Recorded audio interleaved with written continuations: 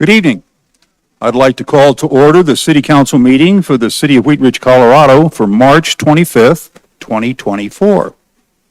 If you would please stand as you are able and join me in the Pledge of Allegiance to the flag. I pledge allegiance to the flag of the United States of America and to the republic for which it stands, one nation under God, indivisible, with liberty and justice for all.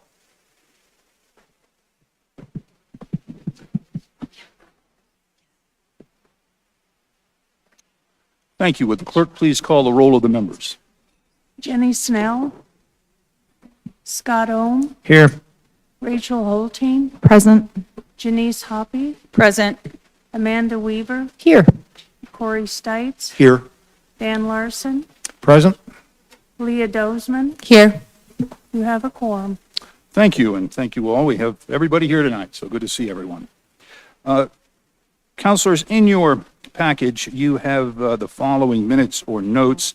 You have City Council meeting minutes for February 12, 2024, City Council meeting minutes for February 25, 2024, and study session notes for March 4th, 2024. Are there any changes or amendments to be noted in the notes? Councilor Weaver. I just have a question of procedure. I was not here at the March 4th meeting, so should I abstain from the entire vote? Or I guess we're not voting on this. We're not going to vote on these, only if Okay. there's an objection to them. Okay, very good. Thank you. Okay. Seeing no corrections noted, we will let these stand with our thanks to the clerk. Are there any changes to be noted in the agenda? Seeing none, we'll present as presented. Let's see, we have a couple of proclamations. If you would join me.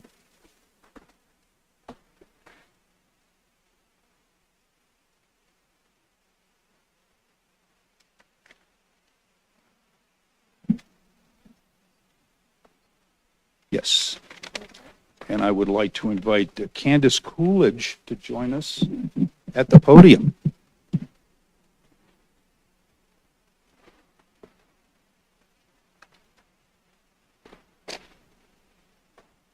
Hi, how are you? Nice to see you again. Great to see you. Good. And I've invited Councilor Hoppy to join us today. She's on the board for the family, the Porchlight, a Family Justice Center. And our first proclamation tonight is concerning Sexual Assault Awareness Month, April 2024, and Colorado Denim Day, April 24, 2024. Whereas every day, women, men, and children across Colorado suffer the pain and trauma of sexual assault. And whereas sexual violence affects individuals of all ages, backgrounds, and circumstances. And whereas this crime occurs far too frequently, goes unreported far too often, and leaves long-lasting physical and emotional scars. And whereas during National Sexual Assault Awareness Month, we recommit ourselves not only to lifting the veil of secrecy and shame surrounding sexual violence, but also to raise awareness and expanding support for victims. And whereas at the state level, we must work to promote necessary resources to victims of every circumstance, including medical and mental health services, relocation and housing assistance, and advocacy during criminal justice processes. And whereas Porchlight Family Justice Center provides comprehensive legal, emotional, and critical supportive services for survivors of domestic violence, sexual assault, child abuse, abuse of at-risk individuals, elder abuse, and human trafficking. Now therefore be it resolved that I, Bud Starker, Mayor of the City of Wheat Ridge and the Wheat Ridge City Council, do hereby declare the month of April 2024 as Sexual Assault Awareness Month, and further recognize April 24, 2024 as Colorado Denim Day, encouraging Wheat Ridge residents to wear denim to show their support for the victims of sexual assault and highlight this issue in our community. Dated this 25th day of March, 2024. This is for you, and would you like to say a few words? Thank you very much. Similar to domestic violence, sexual violence at its core revolves around power and control. One effective tool we have in our community to support survivors of sexual assault is to provide them with options and resources to empower them to move forward and take control in the way that is right for them. Porchlight strives to improve the experience of those who have experienced trauma and abuse in our community by bringing together community partners to one location where survivors can walk in without an appointment for free and receive services. Services like the Blue Bench, providing comprehensive metro-wide support through their hotline and advocates that are on site at Porchlight Family Justice Center. Services like the sexual assault nurse examiners who are also available at Porchlight. They are forensic nurse examiners through our partner. What was St. Anthony is currently Common Spirit Health. Prior to our center, survivors had to go to the emergency room, not a specialized place for sexual assault examinations, but to the ER, where they'd be worried about being charged, long wait times, dealing with the chaos of the emergency room. Now they come to Porchlight. In our community, we are so fortunate to have had the support of municipalities like Wheat Ridge that have recognized there's a better way to support victims in our community. Thank you for your support and recognition of survivors in Wheat Ridge and for the advocates that work tirelessly every day to ensure that we do better. Thank you. Thank you. This is yours. We're going to have a little photo op right here, right now.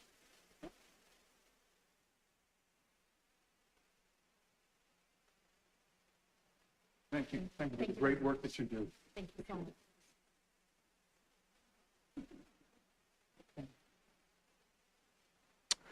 And I would like to invite Jennifer Kemps, the Development Officer for Ralston House, to join me. Jennifer, how are you tonight? Good. Thank you for being here. This is a proclamation about Child Abuse Prevention Month, April 2024. Whereas every child deserves to grow up in a safe, nurturing environment, free from harm and fear. Every responsible person will agree that one abused child is one too many. And whereas the month of April has been designated nationally as Child Abuse Prevention Month, we encourage all community members to join in renewing our commitment to learning what we can do to promote the safety and well-being of children. And whereas Wheat Ridge has dedicated individuals and organizations who work daily to counter the problem of child abuse and to help parents obtain assistance as they need. And whereas our community is stronger when all community members become aware of child abuse prevention and become involved in supporting parents to raise their children in a safe and nurturing environment. And whereas effective child abuse prevention programs succeed because of partnerships among families, social service agencies, schools, religious and civic organizations, law enforcement agencies, and the business community. And whereas Ralston House Child Advocacy Center works with law enforcement, child protective services, district attorneys' offices in the 1st and 17th judicial districts, and the community to provide a safe place to investigate child abuse and provide victim services for children who have been physically or sexually abused or witnessed violence. Now therefore be it resolved that I, Bud Starker, Mayor of the City of Wheat Ridge, and the Wheat Ridge City Council do hereby proclaim the month of April 2024 to be Child Abuse Prevention Month, dated this 25th of May 2024. This is for you. Would you like to say a few words? So thank you so much. Part of this campaign that we're going to do for April is you'll see our blue pinwheels, hopefully all around Jefferson County. I've partnered with a Boy Scout who, for his Eagle Project, has chosen to work with Ralston House. So our goal is to put 50 pinwheels throughout the community in Jefferson County.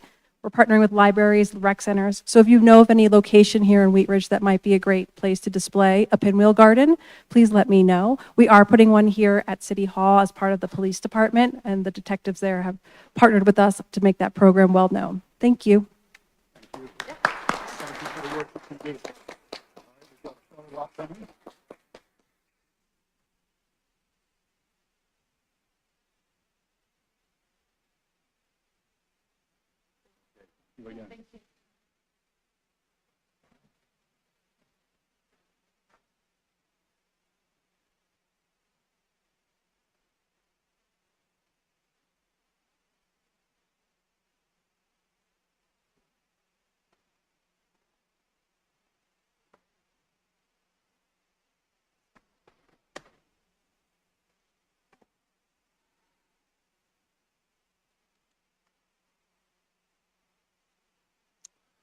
Okay, we will now go to our public's right to speak. Members of the public may come and speak to the council for a maximum of 3 minutes under our public's right to speak.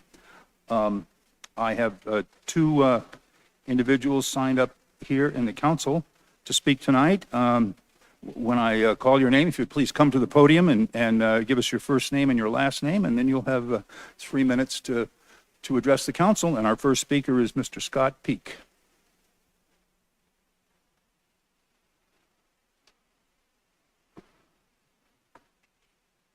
Thank you, Mr. Mayor, Council. My name is Scott Peak, and I am here this evening on behalf of Intermountain Health and Lutheran Medical Center to share some updates on our Lutheran Legacy campus redevelopment, which is an important and exciting opportunity for our city, and I thank you for your time and attention. As you may know, Intermountain Health's Lutheran Medical Center will stop its acute care hospital operations at its current site the same day we move to a replacement facility. That big day is August 3rd, 2024, if you want to mark your calendars. The new hospital will be at Clear Creek Crossing development and will offer state-of-the-art health care for our community. The current property on 38th spans approximately 100 acres and will be redeveloped, guided by the City of Wheat Ridge Master Plan, which we helped co-create, and that was adopted by the City Council in 2021. The document reflects the community's vision and outlines a framework for future development. It communicates the community's expectations to prospective development partners. We want to ensure that the redevelopment of our legacy campus improves the quality of life in our city by providing new opportunities which are guided by the input of many stakeholders, including the city and the Wheat Ridge community. A request for proposal, or RFP, is expected to be released within the next few weeks to gauge interest from the developer community. There are a few essential aspects of the RFP that I want to highlight. First, a dedicated selection committee comprised of representatives from Intermountain Health will evaluate the submitted proposals. We are committed to maintaining the safety and appearance of our old hospital site and campus during and after decommissioning. The community's input and concerns are deeply valued and will be considered throughout our transition. Intermountain Health is aware of the chapel and farmhouse on the Legacy campus, and we respect and value the city's resolution to recognize the structures as important to the community, and we will stress those desires to potential developers. Finally, we will continue to comply with all applicable processes and work closely with the City of Wheat Ridge during this decommissioning process. In conclusion, we thank you for your support and wonderful collaboration. You've been great partners on this project. We believe not only are we excited about our new hospital, but this legacy campus redevelopment will be a positive and transformative change for our city, and we look forward to continuing to work with you towards that end. Thank you. Thank you, Mr. Peak, and we look forward to a great new project and process, so thank you. Our next speaker is Lynn or Lon Browning. Hi, my name is Lynn Browning. Sorry, I scribbled that a bit. I wasn't planning on speaking, but Councilmember Holton encouraged me to at the door as we just met.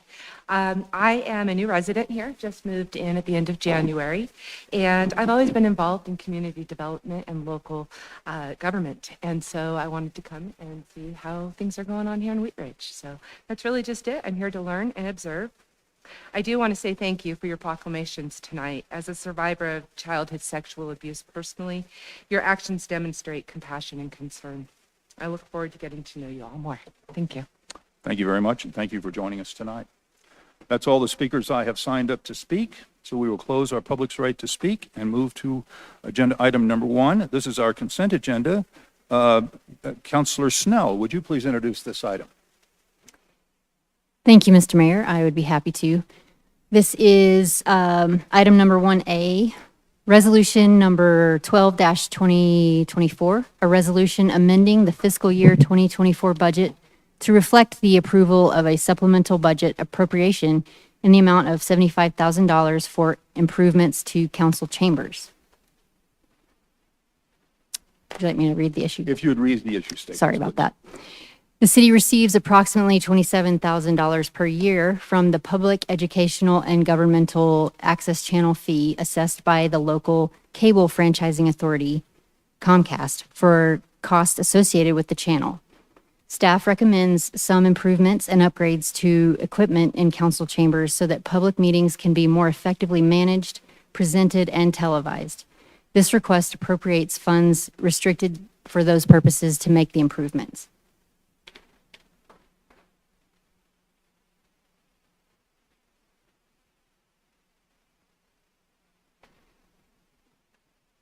Should I carry on 1B?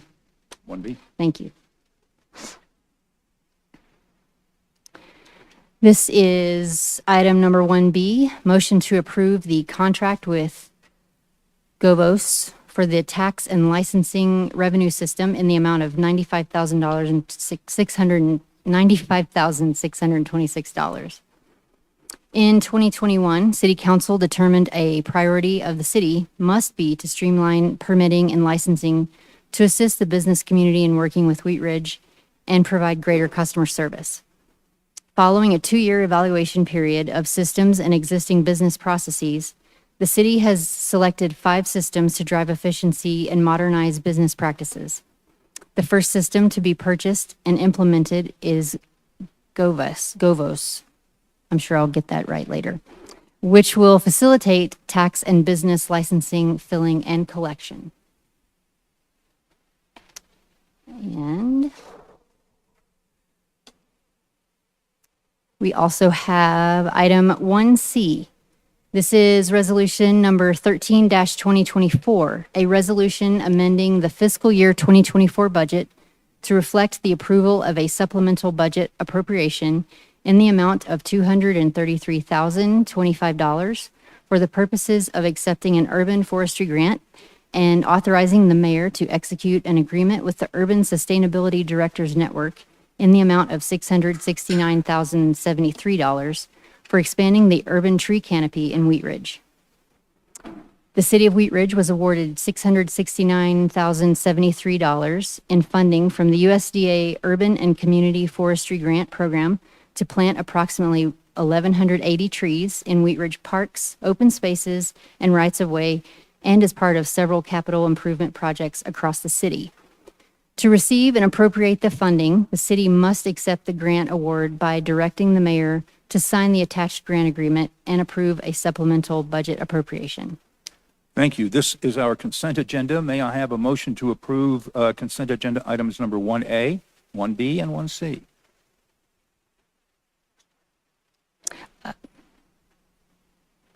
Apologies, sorry.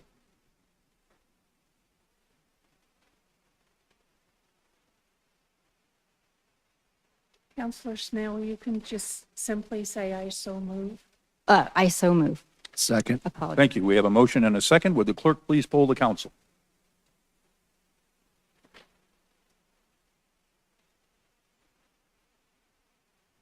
All ayes, no nays, the motion carries. Thank you. We will go to agenda item number 2. Counselor Hoppy, would you please introduce this item? Thank you, Mr. Mayor. I'm absolutely thrilled to introduce this item. It's a motion to approve a contract to buy and sell real estate from Jefferson County School for District for the Green at 38th. We're probably going to have a presentation. So this is going to be a resolution of the council.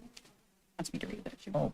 Issue, staff received direction from City Council in 2018 to engage a designer to develop conceptual designs for a community gathering space at the Green on 38th Avenue in front of Stevens Elementary. The final design is now nearly complete, and the construction is scheduled to begin on June 1st, 2024, when the school closes for summer break.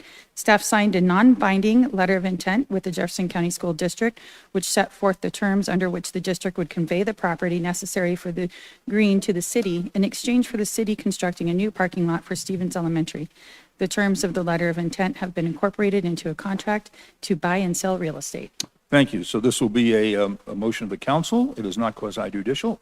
Mr. Goff, do we have a staff presentation on this item? We do. Thank you. That'll keep my presentation even shorter. Very good. As Ms. Hoppy summarized, the Jefferson School District has agreed to convey the property necessary for the Green project, which you see on your screen here tonight, to the city in exchange for the city constructing and paying for the school parking lot. which is estimated at just under $1.4 million. Your next item on the agenda is to approve a contract for the parking lot. The city will own and maintain the green, which is approximately 1.6 acres, and the school district will own and operate the parking lot. The contract requires several things. One is that the city will cause the property to be separately platted from the parking lot within 90 days of tonight's approval. That process is underway. The contract requires that the city enter into an IGA with the school district to memorialize these conditions in the contract and to stipulate shared use parameters for the parking lot in the future. Contract will also require that the city continue to operate the green for park purposes, and park purposes is defined in the contract. If not, the property will be deeded back to Jefferson County Open Space, and if Jefferson County Open Space fails to maintain the property, for park purposes, the property will be deeded back to the school district. The staff is currently working, or has worked with, or is working towards decommissioning the Town Center Park, which is in the Safeway shopping center, as that park is no longer functional for today's needs. The Jefferson County Open Space Board approved the transfer of the reverter that was on the Town Center Park to the green just last week. The Jeffco School Board approved this contract in front of you tonight at their March 14th meeting. Jeff Gatlin, in the back here, is the COO for the school district. He's here to help answer any questions that you may have. The Jefferson County School District has been a really, really great partner in this project. I would like to specifically thank Jeff for helping us get this past the finish line tonight. So with that, that's all we got. Mr. Dahl, do you have anything to add on the contract? Mr. Dahl helped with the contract. There was some tricky language in there on the reverter, so we're here to answer any questions that you may have on that. Thank you. Thank you very much. I have no members of the public to speak on this, so I'll go right to questions from council. Are there any questions of council of staff on this item? We did have a detailed discussion about this at study session a couple weeks ago, so if We people did. are listening, We talked this, that's that may be why council does have any questions, but all right, we talked this not to death, but to life, so. we did. Anyway, Counselor Hoppy, may I have a motion on this item? I move to approve a contract to buy and sell real estate from Jefferson County School District for the green at 38th. Second. We have a motion and a second by Counselor Dozman. Is there discussion on the motion? Counselor Hoppy. I just want to say thank you to Jefferson County School District and staff for working together to bring this project to fruition. It's been something that we've been working towards for a very long time. It's been a lot of baby steps, but this piece seals the deal, and I'm very excited for it to be happening. So thank you. Counselor Hulteen. Thank you, Mr. Mayor. I just really want to recognize everyone who worked to make this happen. I want to thank Councilmember Hoppy for really pushing for the land exchange, because I know one of the concerns was us not actually having control of the land. So this is in District 2 and something that we are just incredibly excited and proud that is going to be coming together. And I just know that, between our staff and my peers and the school district, it's taken a lot, and I cannot wait to see the shovels hit the ground. I do have a question about the parking lot, but I'll save that for the next thing. But I'm just really excited, and it can't come fast enough. But starting June 1st sounds good to me. So thank you, everyone, for all your hard work on it. Okay. Counselor Dozman. Thank you, Mr. Mayor, and thank you to all of the partners that worked together to strike a deal in this land exchange. So one of my biggest concerns was that the city of Wheat Ridge would not own this property and be able to maintain it. And so I just really appreciate everybody's diligence and perseverance in this, and I really appreciate the fact that we will own that land. And I'm sure the reverter clause was very challenging, but glad to see that Town Center Park being decommissioned and potentially being put to better use in the future as well. So thank you for everything. Thank you. Mayor Pro Tem Stites. Thank you, Mr. Mayor. And I also want to thank staff and thank Jeffco for their hard work with this, and Councilor Hoppy especially, but everybody on council who's supported this all the way through. And this is kind of an example of making sure that you stay in that conversation for a long period of time, because this has been one of those projects that's kind of gotten better and better, and a lot of people probably would have ended this a long time ago. So I'm glad that we stayed in there, and as a business owner who has a lot of gatherings, I'm excited to use this space and really try to activate that and drive businesses or drive more business out to 38th and strengthen our tax base. That's what it's here for. So thank you. Thank you. Any further discussion on the motion? Seeing none, would the clerk please poll the council?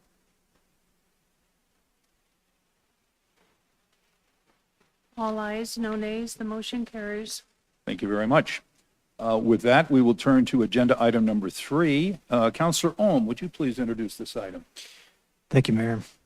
Motion to award the green at 38th Project Phase 1 Stevens Elementary Parking Lot Replacement to ECI Site Construction Management Incorporated of Loveland, Colorado, and approve subsequent payment in the amount of $1,386,590 at issue. A project to create an urban park along 38th Avenue between Upham Street and High Court was budgeted several years ago. Staff recommends awarding a contract to ECI Site Construction Management Incorporated of Loveland, Colorado, an amount of $1,386,590. This contract is associated with the first phase of construction, which includes the Stevens Elementary parking lot. Thank you. This will be a motion of the council. It is not quasi-judicial. Stoff, we have a staff presentation on this item. Again, very short. We did talk at length about this a couple weeks ago, but as Mr. Ohm said, the inception of the Green Project started many years ago, back in as far back as 2005 with the Neighborhood Revitalization Strategy. And it's been supported ever since in many, many planning documents, really to help create a sense of place in Wheat Ridge. Consensus was reached back in 2018 by council to move forward with the community engagement process. There was a lot of community engagement. I'd like to thank Brandon Altenberg of our Parks and Rec Department, who really took this project under his wing and reached out to the community, the school district, parents, the kids, to get their input on this, on the design process. We've now reached that final phase and are scheduled to start construction June 1st, as Ms. Hulteen mentioned. And second phase will start shortly thereafter. Once the parking lot is done, the parking lot has to be done in time for school to open by the 1st of August of this year. And again, you can see the illustration on your screen here. It's really an event park, a park for passive use for people to take their kids, to have lunch. So you can see on the west end, there is a very nice, significantly sized stage and outdoor classroom that the school can also use. We'll have many of our events there. Festival promenade that runs across the park for food trucks and event tents and other things that you'd see pop up in a park. Community gathering space that has some tiered seating structures, fire pits, ping pong tables, cornhole and lounge seating, a playground, and another seating area with game tables and crusher fines. And so really a diverse park that can be used for many different purposes. So very excited about the final design. And it will also improve the streetscape along 38th Avenue from Upham to High Court, essentially extending what was built in front of the apartments at the 38th Avenue apartments just next door. The project was originally seeded clear back in 2017, I believe, 2018, with about $900,000 from the general fund to start the community engagement and design process. Total design costs to date are $522,000. The total project budget with design is estimated at about $7.6 million. As I mentioned earlier, Brandon Altenberg with our Parks and Rec Department has acquired, I don't have the number in front of me, it's in your packet, but close to $3 million worth of grants. I think since we met last, we did just receive confirmation that we did receive another $250,000 grant from the Colorado Department of Transport, or CDOT, right? Is it CDOT? Yeah, CDOT grant. So very happy about that. Ted Johnson, our construction manager, general contractor with ECI, is here this evening. If you have any questions, he can help answer any of those. But with that, we'll open up for questions. Okay, thank you very much. I have no members of the public signed up to speak on this item, so we'll close our public's right to speak and go to questions from council. Councilor Hulteen. Thank you, Mr. Mayor. So I'm looking at the pedestrian crossing element of the parking lot, and I'm wondering if there are plans for that to be an elevated crosswalk that has the little bit of hump that forces the cars to slow down.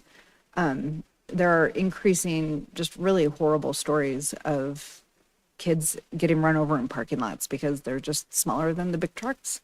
And those elevated humps just require cars to drive slowly through there. This is now a pretty long, elongated parking lot, and which would, when it's not completely backed up with drop off and pickup line, which we're all familiar with, it can be a nightmare. But that's just an extra safety enhancement to ensure that cars are driving at a safe and respectful speed. So I'm just wondering if that is part of the design and plan.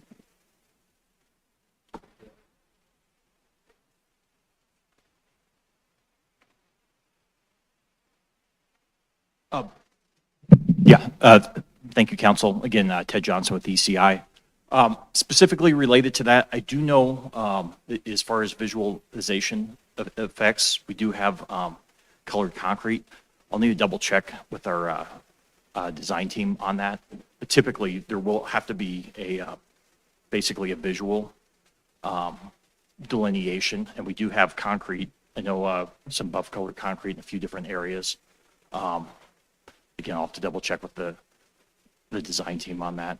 Okay, if there's room in the budget, this is a crosswalk that is guaranteed to be flush with kids in it. And so by doing an elevated crosswalk that just is like a truncated dome, it's not substantial cost, but it would be a significant safety enhancement to ensure that the cars traveling through that parking lot are not a risk for kids using the crosswalk. Yeah, I'll go and I'll double check with our team. I do know there's a contingency carried within this as well. I would be, our past experience, I'd be surprised if there wasn't a delineated and or raised curb specifically in that spine right there. Okay, great. Thank you. Counselor Hoppy. Thank you, Mr. Mayor.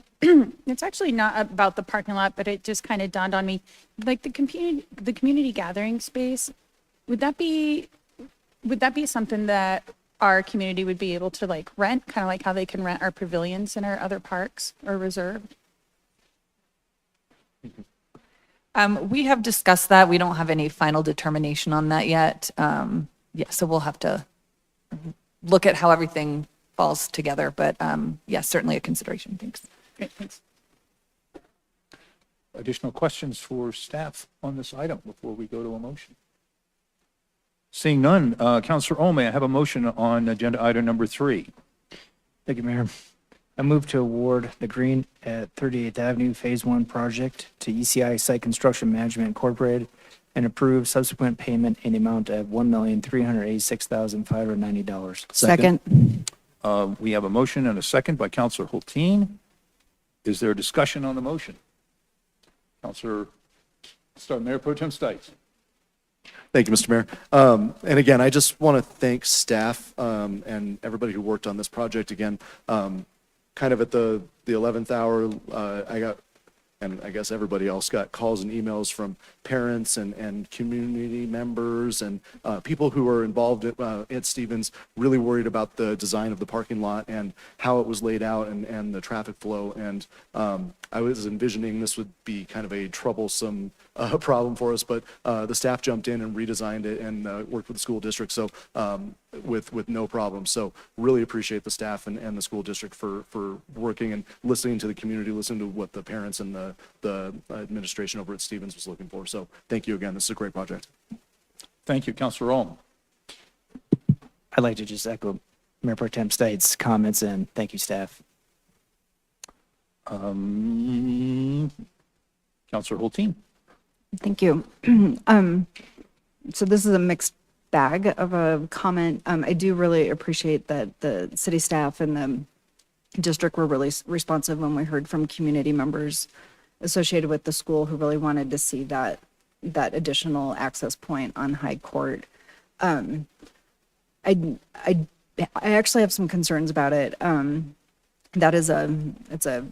done a lot of drop off and pickup, and there is congestion, and having 2 points of entry can make for challenging merging. The buses are going to be there, the kids are going to be there. So as this comes online and as school comes back in session, I just want us to be really mindful and observant of how traffic is operating there. We have constituents both on Upham and High Court who've expressed a lot of concern about traffic backups, really creating some congestion that don't allow cars or kids to move through there, in particular on High Court. So It's the right thing for us to have done, but we also really need to just keep our eye on how that impacts the traffic flow, especially on High Court where we've got the, constrained, visual constrained right away, and that's where they don't have a lot of buses, but they have some. So when this comes online, it'd be good for us to be doing some observations.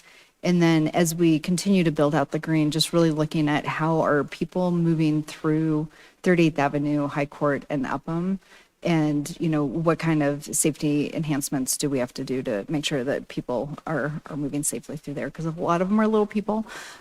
So just want to register that now. And I know we do a good job of that, but I've really put a lot of thought into it and actually sat and kind of watched some traffic behavior through there without the curb cut, and it's gonna create some behavior issues. So we should be mindful and observant of that when the time comes. Thank you.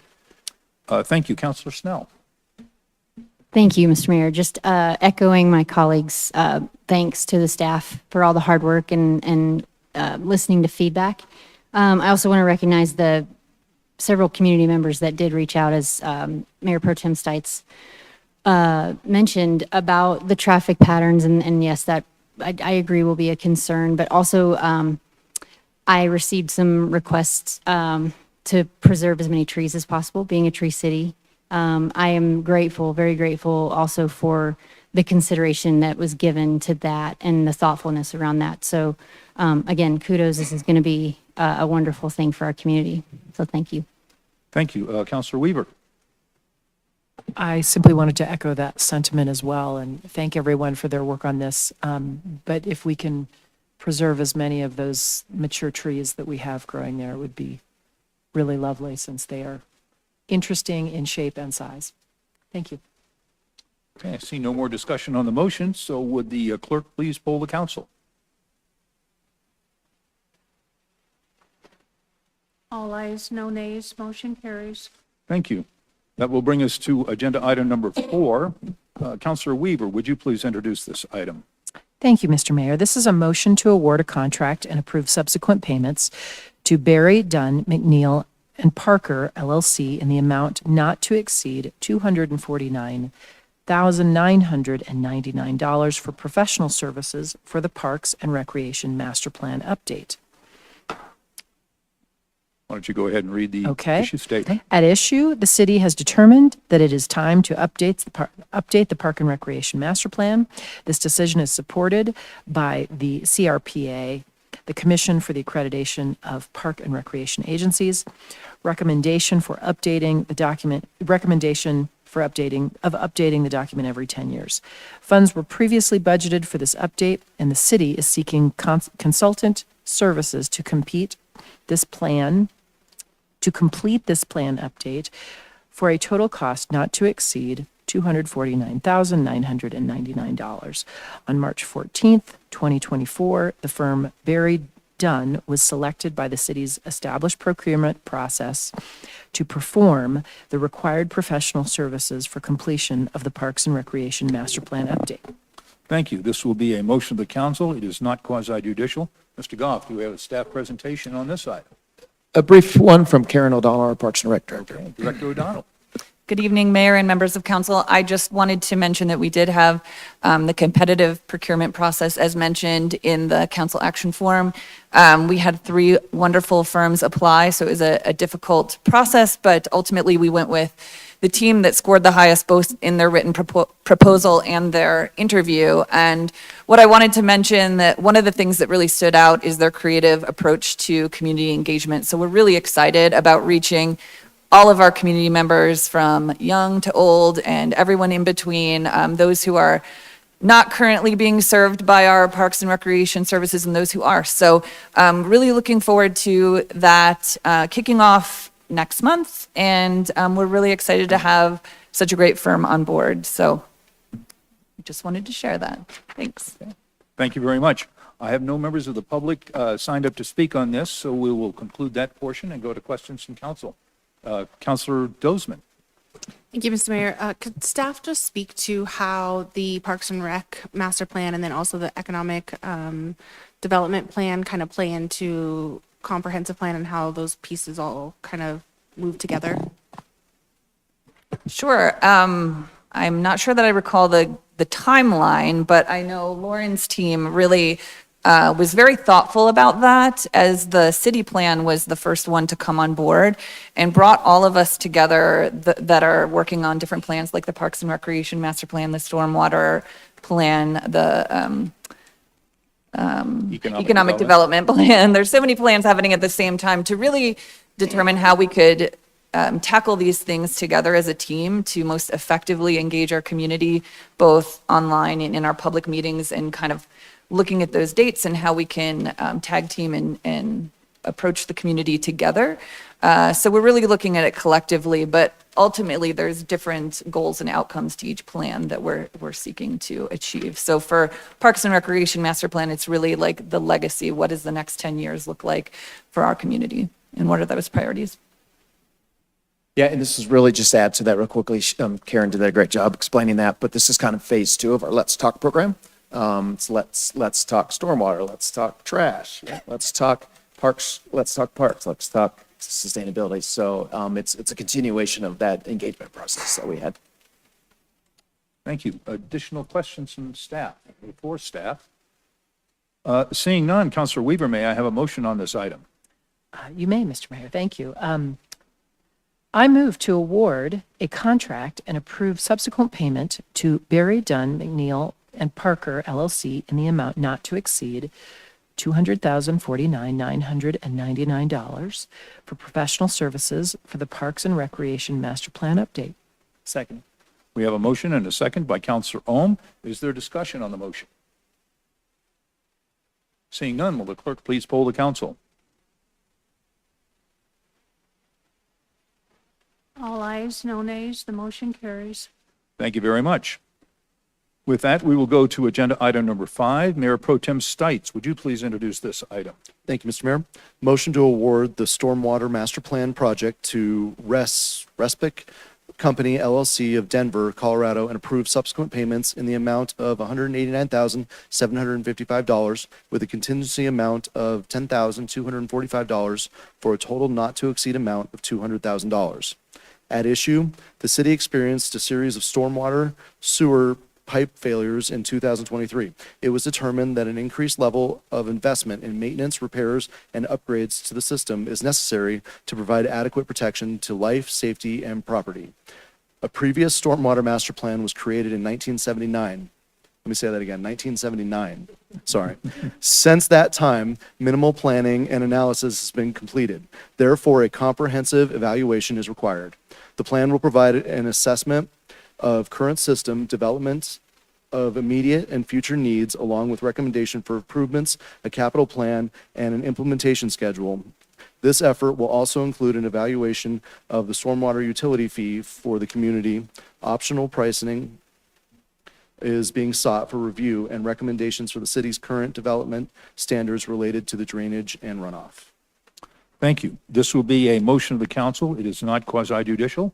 Mr. Goff, we have a staff presentation on this item. Yeah, I'll turn it over to Maria here, our Public Works Director. I know this is a high priority for her, and there's many good reasons for that. I'll let her explain. Director DeAndrea. Thank you. Yes, even as we speak, we're experiencing additional storm sewer maintenance issues out in our network as a result of our heavy snows over the last couple of weeks. We're really excited to bring this forward as we've talked over numerous occasions, including our retreat over a year ago. And since then, as some of these projects have come about, the city really is due to relook at our entire stormwater management program comprehensively. And the actual plan update that will be done by Respect is one element of that. So not only looking at planning and prioritization of our capital needs, but also from a maintenance perspective, how we operate the system, the needs there, as well as overall capital investment, financing, and then, as we mentioned, development standards. So we cannot solve all those problems alone. As new development occurs, we also need them to be partners and take care of their own water quality and detention requirements. So we did, the team that evaluated the proposals did choose Respect. They received the highest overall rating from each one of the team members that reviewed the proposals. And they prepared more than 30 other stormwater master plans for other communities along the Front Range. and throughout Colorado. They also have extensive experience preparing community design criteria and those standards. So we feel that we're in really good hands with them and look forward to completing this project over the next several months so that we can inform the 2025 budget process. Thank you. I have no members of the public signed up to speak on this item, so we will close that portion of our item and go to questions from council. Councilor Dozeman. Thank you, Mr. Mayor. Director DeAndre, could you speak a little bit more to including an evaluation of a stormwater utility fee for the community? Is that just whether they would recommend that or not, or can you talk a little bit more about that detail? Yes. So the intent really is, once we identify those needed repairs, that will cost a certain amount. Right now, we do not have a dedicated funding source for stormwater. And so the likely method to fund those projects would come through a stormwater utility. So yes, RESPECT's analysis will be what is that need, both from an operational and maintenance and capital investment, and then how do we go about achieving that? And the stormwater utility might be one of those methods to achieve that. Additional questions from staff? Councilor Larson. Thank you, Mayor. I wonder if we could describe, there's a discussion in the proposal to prioritize repair and replacement needs. What would the criteria for that be? Would the failing stormwater drains not be a priority, or would there be a more of a sort of a systemic approach to these sort of repairs? Because I would think stormwater drain failures would be among the priorities. Certainly. And probably one of the primary considerations will be how it affects private property, life, and safety. So if there are properties that are impacted to the point where perhaps there could be flooding of homes or businesses or other structures, that would probably receive a higher priority, because then there's the potential for impacts, both to life and to the property. So that would be our initial criteria, but also, yes, not only failed sections, but sections that are deteriorated or sections that need to be enlarged. So the system as it was has not been studied comprehensively, and so there may be portions of the city where we need to enlarge or add segments as well. And so that will go into the mix as to how much we protect various parts of the community and where we need to do that. So it may be replacement or upgrades or just new altogether. Can you help me understand a little bit better how, when we're talking about stormwater repair, and again, it gets back to this utility fee that we were hearing about, but we also have money that's been, that the voters have approved in 2J. How are we differentiating those two funds? Certainly, yes. A portion of the 2J funds will be used for drainage improvements. However, having done this with other communities of similar size and age, we anticipate that the costs overall over the next 10 to 15 years will exceed probably in the range of $100 or more million. That's far more than what's available completely within the 2J. So we will attack probably the first prioritizations with the 2J funds, knowing that the longer term funding aspect will come potentially through this utility fee. Thank you. And there was also discussion in their proposal about describing how Wheat Ridge will manage the growth that's anticipated to happen, because when we think about new development, it is the approach would be fairly different than what we have existing. What would that involve? What would that sort of analysis of how stormwater and drainage can be managed in conjunction with anticipated growth? Yes, so the Mile High Flood District has standards that they've established, and we're going to be looking at our development code in relation to Mile High Flood District standards to see that where they align or don't align, so that we can better match them. That is the standard that's been set over generally the metro area, the area that Mile High covers. And so we want to make sure that we're in conjunction, or that we're working in conjunction with them, making sure we're meeting that, and then using private property, not just pushing that problem out into the right of way or into other properties, that they have to deal with their own drainage when that property is redeveloped. So this would be more of a, not a single lot at a time, more of a block by block overview. Yeah, more of site by site. As a new development comes through the planning process, then we would address it with them and have them meet those standards and criteria. And in another area, there is a mention of possibly updating some of the codes and the standards that the city has. Wouldn't that be something that would automatically come along with this? Or, because it doesn't sound like it's a sure thing. Oh, I think we were unsure about the budget a little bit, so that's why we made it an optional task. We were going to try and attack that internally, maybe. This allows us with some very key expertise who have done this before, and we were able to match, or able to achieve that within the allotted budgeted amount. So we're going forward with that. That will be included then? It will, Oh, yes. Good. That's certainly good news. And then there's mention that the contractor Respec is very familiar with, and they have a lot of success with community outreach and sort of taking the pulse of the public. I don't know. I guess I'd have to see that to believe it, knowing how surveys can sometimes not adequately fulfill what the goals are, but it does sound like that at least that's part of what they're proposing. Yes, we'll be utilizing the What's Up Wheat Ridge page. So instead of creating something new or different, we want to drive people to that page that they may already be familiar with, that has the opportunity to give feedback, allow for surveys and other project data to already be placed on there. And we have collected, over the last several years, when we've had larger rain events, we've received a lot of phone calls and emails from staff, or from various citizens about problem areas. And that will be one of the focus points, is making sure that we're following up with them, that we're addressing all of those to determine, so that they don't need to reach out to us again, I guess. Right. And I would encourage that sort of outreach, because we know where the problem areas are.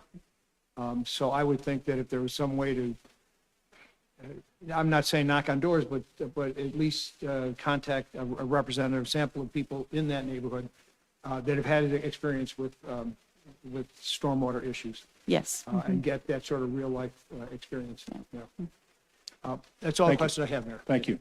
Counselor Weaver. Thank you, Mr. Mayor.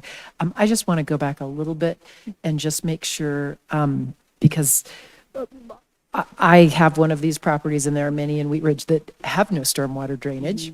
And so there's no one to call when, I go out with a hoe and open up the conduit underneath my driveway, or I have a flooded house. And I just wanted to make sure that in the gathering of information, do people like me need to say, hey, I don't have any drainage, or is that going to be prioritized? The people who have no drainage are looked at? Because in other words, I'm not calling the city because there are no pipes to complain about. Sure. And so it's, and I know I'm not the only one in that situation. So I'm just curious how you will prioritize those properties who are not necessarily knowing that they even have a drainage. I mean, they know they have a drainage problem, but they're not understanding that this is part of a larger plan. Can you just speak a little bit to that? Thank you. Certainly. Yeah, so I think the way that we word that and how we do that outreach, so we'll be involving our communications team in that. I think, one of the reasons we also chose Respect was that they have a lot of experience with ditches.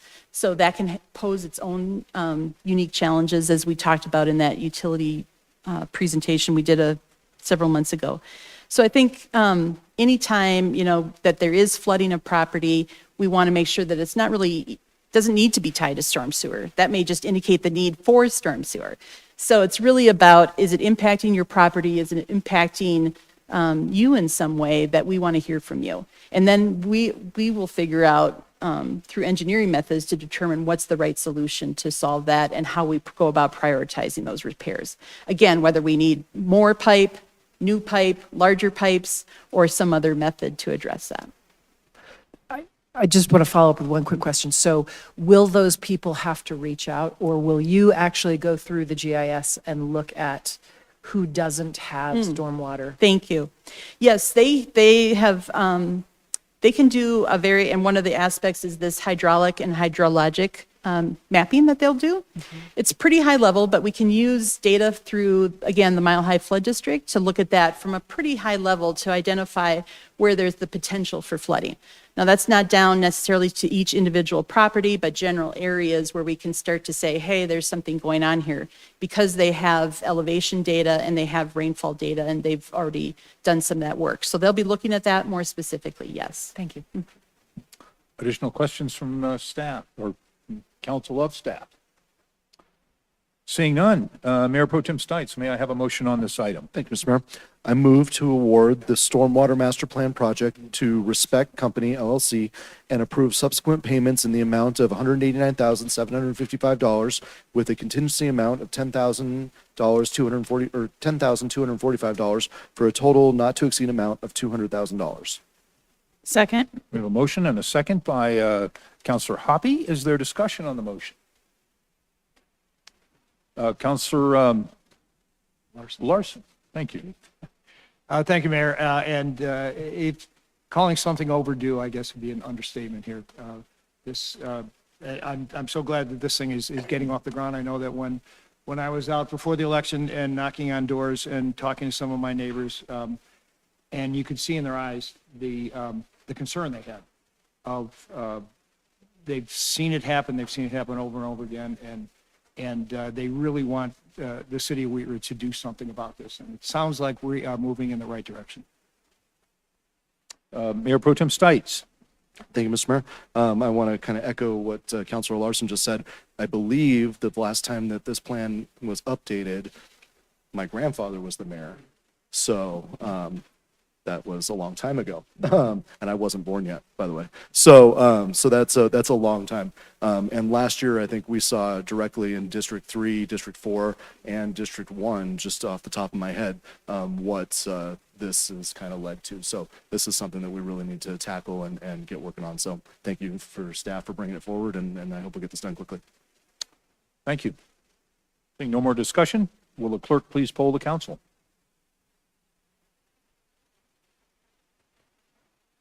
All ayes, no nays, motion carries. Thank you. We will go to agenda item number 6, and I'm going to introduce this item. This is a motion to appoint members to boards and commissions, the Community Partners Grant Program Committee and Sustainable Wheat Ridge. At issue, council appoints members to the city boards and commissions annually as needed throughout the year to fill vacancies. There are 3 boards and commission appointments to consider at this time. And I'm going to recognize Counselor Hoppy to make the motions for the District 1. Thank you, Mr. Mayor. I move to appoint Amanda Rodriguez to fill the vacant District 1 position for the Board of Adjustment, term to expire March 1, 2027. And I move to appoint Jeffrey Richards to the Community Partners Grant Program Committee, District 1 seat, term to expire February 28th, 2027. Do I have a second? Second. We have a second by Counselor Snell. Would the clerk please poll the council?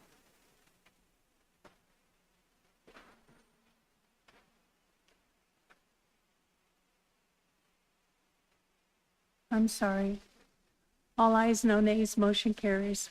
Thank you. Counselor Hulteen, would you please make motions for District number 2? Yeah, it'd be my pleasure. I move to appoint District 3 resident Lindsay Schwerman to the Community Partners Grant Program Committee, District 2 seat, term to expire February 28th, 2027, and District 3 resident Adam Wakefield to the Community Partners Grant Program Committee, District 2 seat, partial term to expire February 28th, 2025. We have a second by Counselor Ohm. Would the clerk please poll the council? All ayes, no nays, motion carries. Thank you. Bless you. Counselor Weaver, would you please make the motions for District 3?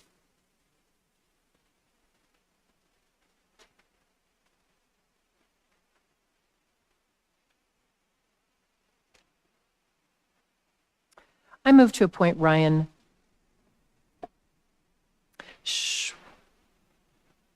Schwerman to the District 3 seat of the Sustainable Wheat Ridge Committee, term ending February 28th, 2027. Second. We have a motion and a second. Will the clerk please poll the council?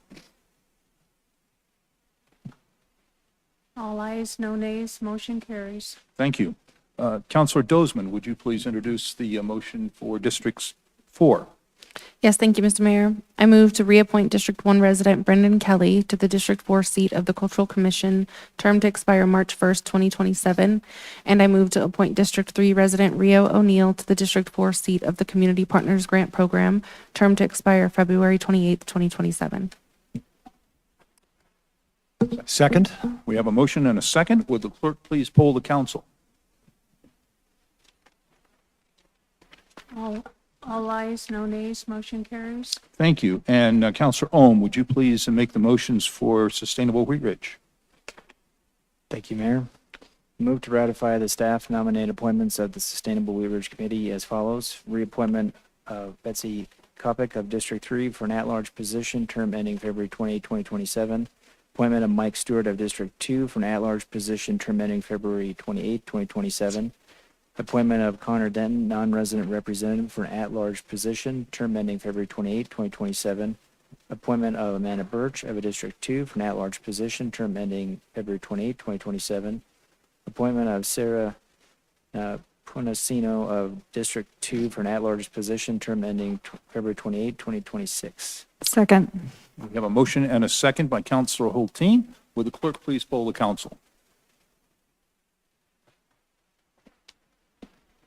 All ayes, no nays, motion carries. Thank you very much. That will bring us to agenda item number 7. Counselor Dozeman, would you please introduce this item? Yes, thank you, Mr. Mayor. Resolution number 14, 2024, a resolution in opposition to state legislation infringing upon home rule authority. At issue, the city's home rule authority was adopted by its voters in 1976 and is enshrined in the Colorado Constitution. The city council may pass a resolution in opposition to state legislation infringing upon its home rule authority. As a result, elected officials and staff could oppose such legislation on behalf of the city without returning to council to discuss specific bills. Thank you. This will be a resolution of the council. This is not quasi-judicial. Mr. Goff, do we have a staff presentation on this item? We don't, thank you. Okay. Are there any questions from council before we go to a motion? Counselor Hulteen. Thank you, Mr. Mayor. Reading through the resolution, one of the things we discussed is this is an automatic authority to take position on bills based on a singular aspect. And it is always possible that a bill we would otherwise support but for the home rule issue, such as like the ADU bill, if the home rule infringement were to get amended in the bill, would staff be looking at possibly bringing bills back to us that we previously took an opposed position on?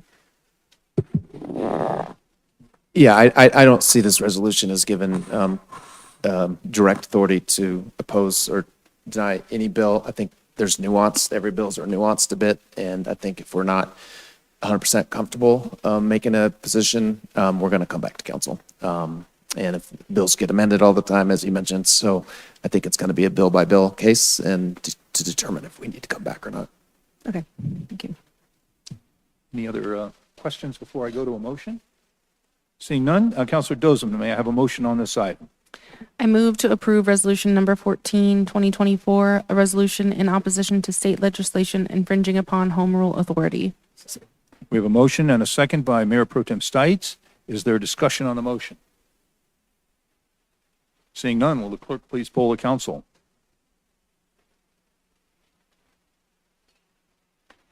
All ayes, no nays, the motion carries. Thank you. That will conclude our business portion of the meeting. Get back to my script here. And we will now go to city managers matters. Mr. Gahn. Thank you, Mr. Mayor. Just a couple of quick things. First of all, a follow-up on our discussion on the parking lot for the green. We are, I think, to respond to Ms. Holtein's questions, we are conducting a full traffic study of the area. There was a traffic study conducted a couple years ago for the apartments, but there's been quite a bit changes in the area with 150, I think, new kids, parents coming to Stevens. So we are conducting a new traffic study to look at all the movements, pedestrian and cars in that area. We are saving some of the trees. I believe 16 of the trees will be saved. Some need to go because they are dying. They're not in very good shape. But the whole site is going to receive over 100 new trees. So in the end, there'll be many more trees than they are there today. So, but we are trying to preserve a few that we can. Speaking of trees, we had approximately 317 residents utilize our branch drop-off this last Friday and Saturday at Color Strand Elementary. I want to thank the school district again for allowing us to use that site. The site's now closed. We're going to be mulching and chipping and mulching and hauling away tomorrow, hopefully, those limbs. Congress approved another budget package over the weekend. And in this budget package included our $200,000 request for the Clear Creek Makerspace. So we're 2 for 2 in approvals this year for our congressionally directed spending. If you remember, we did get $200 million approved several weeks ago in a separate budget package for our affordable housing program. So we'll draft some thank you letters for our senators and congresswomen for council to sign and get those to them. So we do appreciate their support for that. We are working on submitting applications for the fiscal year 25 program, and those are due this Friday. And speaking of the Makerspace, this Saturday, there is a ribbon cutting for the Clear Creek Makerspace at 10 a.m. So excited about that new program. Thank you. Thank you. City Attorney's matters, Mr. Dahl. Nothing tonight, thank you. Okay, thank you so much. We'll go to elected officials matters and start with Councilor Holtein. Thank you, Mr. Mayor. Happiness Gardens, things are happening. When I was spending some time there this weekend, there were several community volunteers that were cleaning up last year's goodies and making space for new things to grow. And these were just well-intended volunteers who care about how our community garden looks. And it was just great to see them out there. And it is a space where people come together to make good things happen. So really always grateful for Happiness Gardens. And then I just want to thank everyone who spoke tonight. We are only as good as the people who come and inform us what's important to them. And I remember back when I was not on the dais and I was in the peanut gallery, and I was just always impressed with how warm and welcoming these chambers were. And in Wheat Ridge, when you come and share your thoughts, it's an attentive audience, and we listen and we make things happen. So I just appreciate this civic space, and it's good to be here. And that's all I got. Thanks. Thank you. Councilor Snell. Thank you. Just a really quick, to echo City Manager Goff's sentiments about the limb drop-off. I know a lot of my neighbors took advantage of that, and that's just such a huge help for folks as we're trying to clean up. And so I just wanted to echo that. Thank you for allowing us to be able to drop off those limbs that were weighed down by all that snow. That's all I got. Thank you. Thank you. Councilor Dozeman. Thank you. So very, very excited for the grand opening of the Clear Creek Makerspace this weekend, March 30th, 11 to 2 at Anderson Park. Very, very excited to have that innovative space for our makers in the community and in District 4. So I will definitely see you there with my kiddos. And also wanted to just echo a lot of thanks again to our staff in regards to undertaking a lot of these comprehensive plans that otherwise have been pretty archaic. So not only have we seen a lot of updates in our development code, our building code, but now we're embarking on a comprehensive plan and looking at our economic development, stormwater, parks and rec. So it's just a really, really amazing time to be in the community, and I want to encourage everyone to come and have your voice heard, stay a part of those conversations. As Councilmember Stites had said, some of these conversations take years to come to fruition, and so I really appreciate everybody's engagement and involvement, and I think the city has done a wonderful job at reaching out and getting public input throughout all of these processes, and I've really been inspired and grateful for the way the community has showed up and given their voices to how we want to see policy move forward in the future. So thank you. Thank you. Sometimes decades. Councilor Larson. Thank you, Mayor. And I would like to remind the folks back home that District 4, Councilmember Dozeman and I will be hosting a community meeting April 2nd. That's this coming Tuesday. This is at the Anderson Park building. At Anderson Park, begins at 6 o'clock. We will have a presentation from our public information officer with the Wheat Ridge Police Department. We'll have somebody from Lutheran there talking about all the exciting things that's going on over there. And maybe some prizes and, no, I'm kidding. We're not going to give anything away. Well, maybe. And then on a more of a personal note, I have a puppy. The puppy demands a dog walk every day, and I walk around my neighborhood, and sometimes I get a little embarrassed with just litter. I know litter is one of those things that we don't want to really think about, but I just ask people, don't throw it out the window. Just wait till you get somewhere. There's no reason to throw anything out of your car window that somebody else has to pick up. Thank you. Councilor Rome. Thank you, Mayor.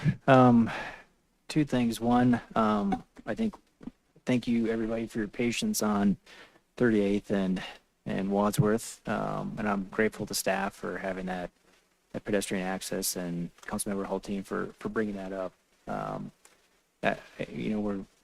think everybody's counting down the days when we can reopen that again, and I know it'll be worth the effort, well worth the effort. And the other thing is, my kids have informed me that Wheat Ridge High School is now undergoing some construction at the front entry, which I think will be good for the high school. So, thank you. Thank you. Councilor Weaver. Thank you, Mr. Mayor. We have a District 3 meeting at the Rec Center this Saturday at 9. And then we're planning to go over to the Makerspace. Yeah. So come join us for District 3. I also want to thank the staff for dealing with the stormwater stuff. I want to come back to that in just a second, but I wanted to let our Parks and Rec director know that I received high compliments specifically for the staff that was receiving the branches. They were extremely helpful, and this person said they were going to call the city and compliment, but I just wanted to let you know that I heard that from several neighbors. And I just want to, again, thank you for dealing with the stormwater. I'm very excited to live in a modern modern stormwater city. Having just spent a couple of weeks in South America, I just am very excited, while I realize I'm farming in the back, to be able to not have to unplug the big conduit in front of my house on 38th. So thanks everyone for thinking about stormwater tonight. You may actually have more drainage than less. Okay, good. Councilor Hoppe. Nothing tonight, Mayor. Thank you. Thank you. Mayor Pro Tem Stites. Thank you, Mr. Mayor.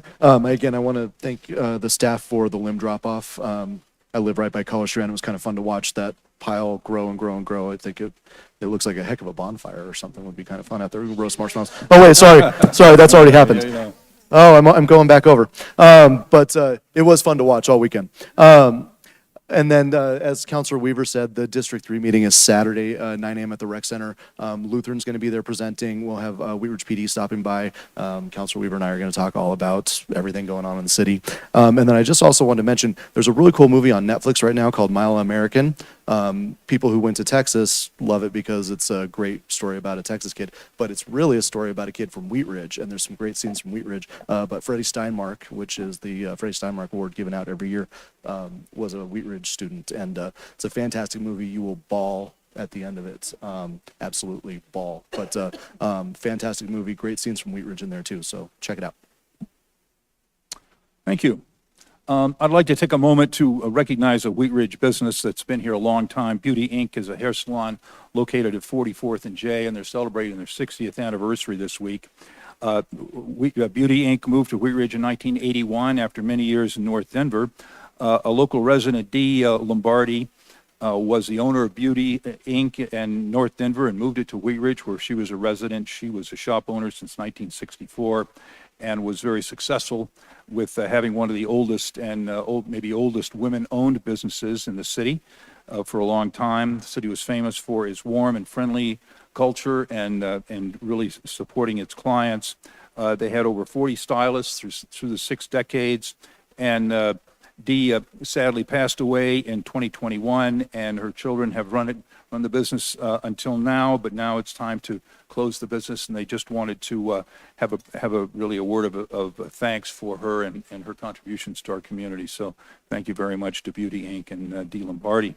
I got to say, I was at the Easter egg hunt at Anderson Park on Saturday, and if you haven't been there, that's one of the best events that we put on in the year. There's so much excitement and activity, and people just having a great time from you're still swinging in your mother's arms through the great-grandparent phase, and a lot of great stuff. I want to really thank the staff that we had there. We have really an engaged Parks and Recreation Department that really put that on, and Director O'Donnell's here, and you did a great job. And I'll tell you, I used to get my lips hurt from the amount of smiling I do. I want to tell you that. So anyway, it was great. I'm really excited that we've got the green at 38th going forward. We've got our contractor here, and I want to really wish you a lot of success and good hard work to get that done for us. We're really looking forward to that. As you can tell, it's been a long time in the making. Speaking of making, we've got the makerspace open, and I want to give really a shout out to Local Works. I think they've really done a great job, not only on this project, but on a lot of things going on. They've got great leadership, and I want to really recognize their contributions to our community. I want to thank Scott Peak for coming in and talking to us tonight about what's going on at the Lutheran Legacy Campus. This is a huge opportunity for our community to really look at the next chapter. We're doing these planning studies now to set the framework for the next chapter, if you've heard that before, in our city's history, and we've really got a lot of great energy and great people running those organizations and programs, and it's really it's really up to our citizens to come and tell us what you want in our plans.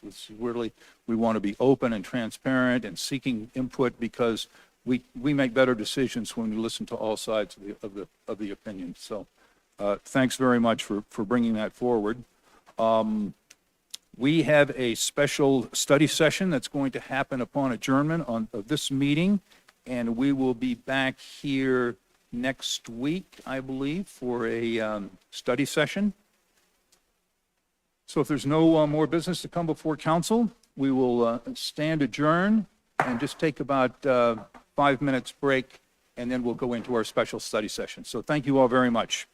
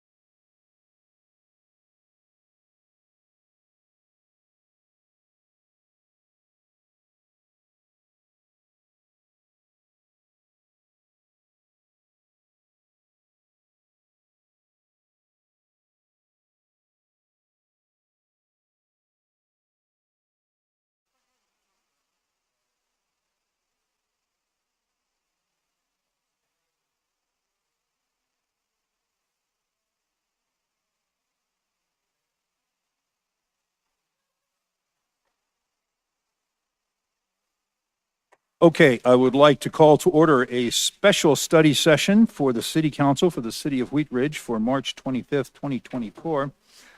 We have two action or study items on our agenda. Number one is land acquisition process for the Ward Transit Station area, pedestrian bridge and trail. And item number two is a 2024 building code update.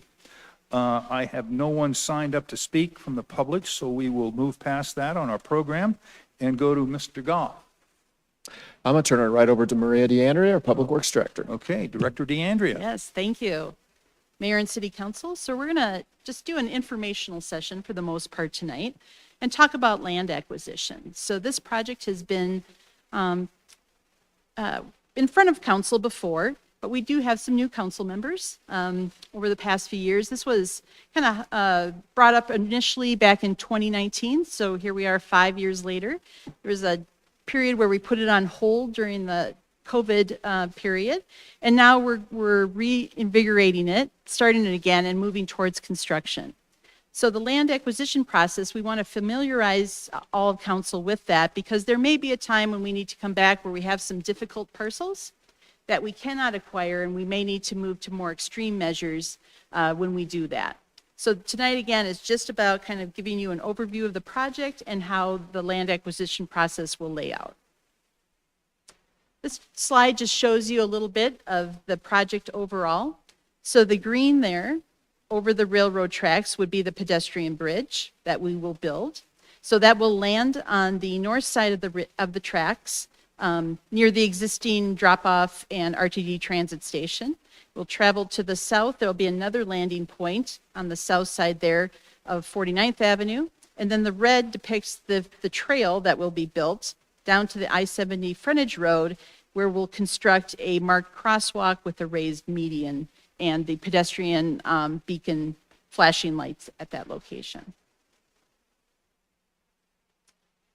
So I mentioned all that. This is ADA accessible, so there'll be both stairways and elevators on each side of the bridge. The bridge will be elevated about 30 feet in the air to allow for the train passage underneath. And as I mentioned, there'll be landscape plazas on either side, as well as public art on the bridge itself and in that area. Really, the purpose of this project is to provide a safer crossing for those rail tracks. As we've heard in other situations around the metro area, as well as other parts of the country, pedestrians can often get caught between railroad crossings in various ways, get caught on the tracks, as well as vehicles, and this really provides for the much safer crossing of that, especially from the south side of the rail tracks. So this allows for all types of non-vehicular access up and over the rail tracks to that RTD rail station. And it really reduces the travel distance for all of those pedestrians, bicyclists, et cetera. Right now, they would have to go out to either Ward or to Tabor Street and go around or across at the grade crossing of the railroad tracks. This way, they're traveling roughly about 3/4 of a mile less distance. So the land needed for the project, we have 14 separate parcels from various property owners. Of those, 9 are right-of-way, 7 are permanent easement, and 7 are temporary easements. So one parcel might have a couple of those on them, where we need both the right-of-way as well as just a temporary easement so that we can construct the project. That after construction is over, those temporary easements basically go back to the property owner, and we no longer need them. So it's just for during the period of construction that we're required to have those temporary easements. And then we're planning right now is to vacate a portion of city right-of-way, and I'll show you that on the map here, just going back to that real quick. That's near that 49th Avenue, where the drop-off point is. We're actually moving this a little bit further to the west, and some of this land can be turned back to the adjacent property owner to limit the impacts that we're having on their property.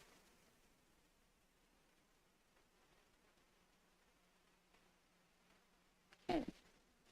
So again, just kind of as an overview, because this is, there are federal funds involved, we are required to follow the Uniform Relocation Assistance Act that was enacted back in 1970 originally, and then amended in 1987. And that's really the purpose of that, is to ensure that property owners and their tenants are treated fairly and equitably.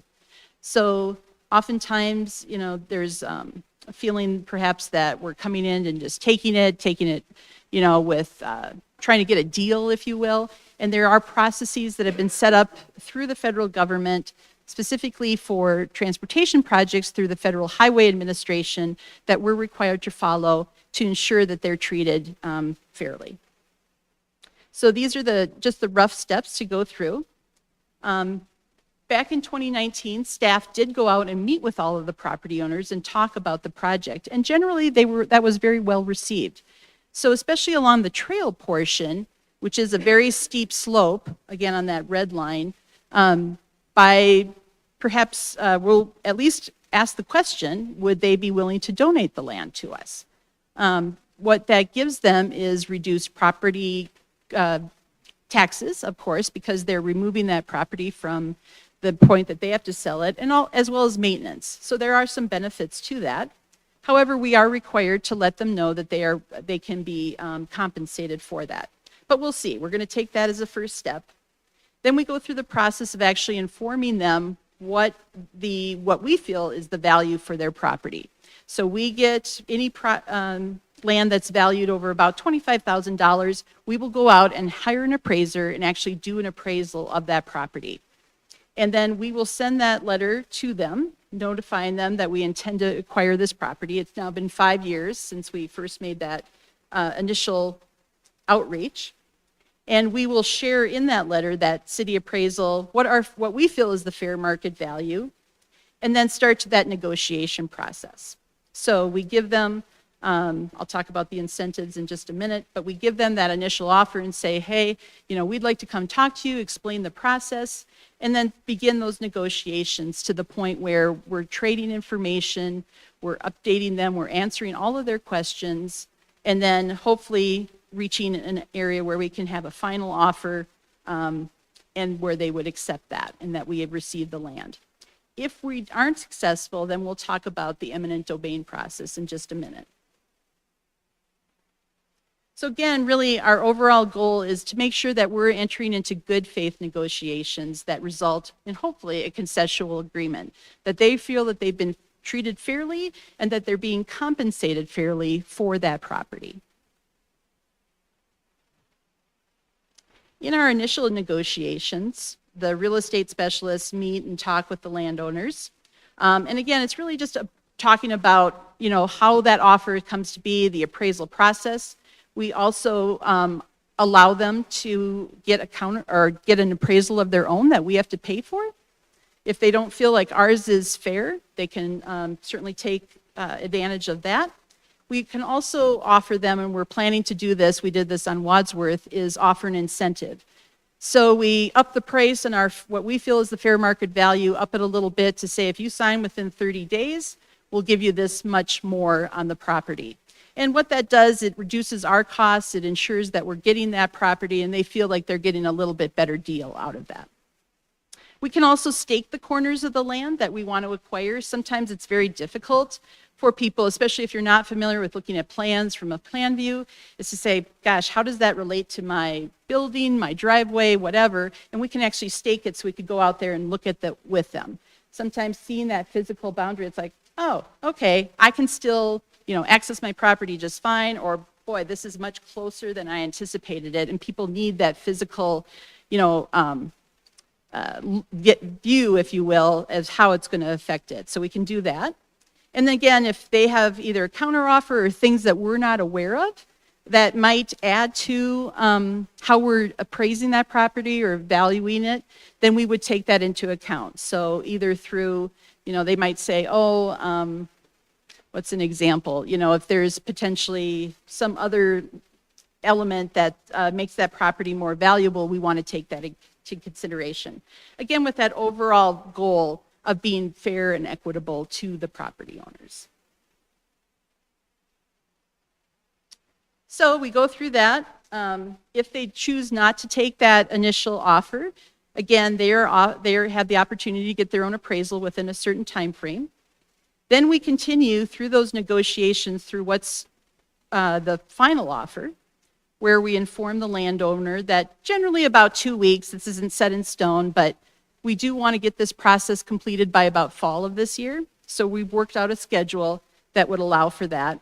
And then we tell them that at that point, if this is the final offer, this is what, based on all of our negotiations, we still feel this is fair. And then we do tell them that, if we cannot reach an agreement, we may have to use eminent domain and that the city has that right. So explaining that process to them and then setting a deadline for when we can complete those negotiations.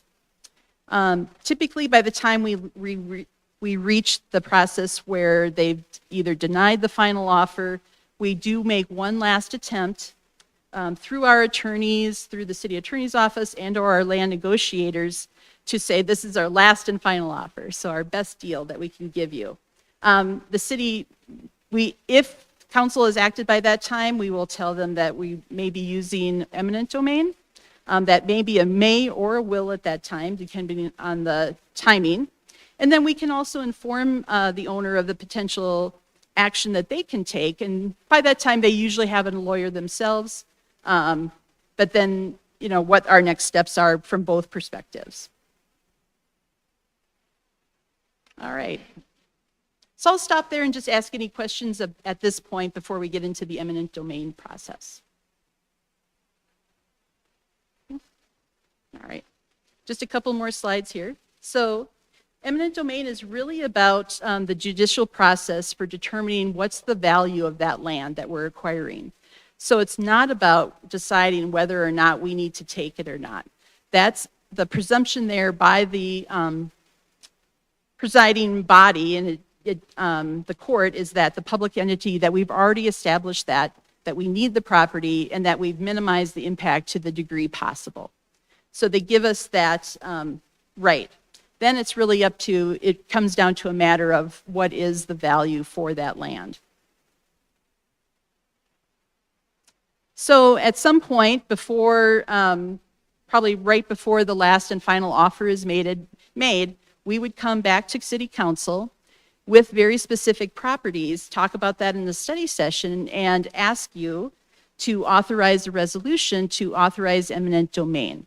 So again, all that would do is that we would go to those properties and say that we would continue that process where we'd come before a hearing, before a judge, typically, if we cannot reach negotiations at that point, and a judge would decide what that true value is, that just compensation.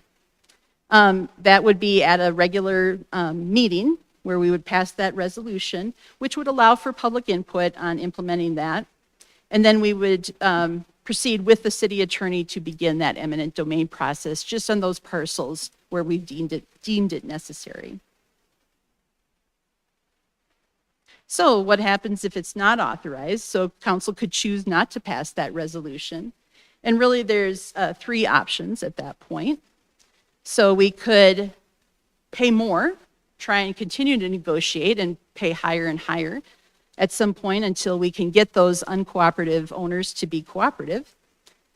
We could also redesign the project around that. So perhaps, in this example, moving the bridge, moving the trail slightly one way or the other, maybe going a different route through those properties.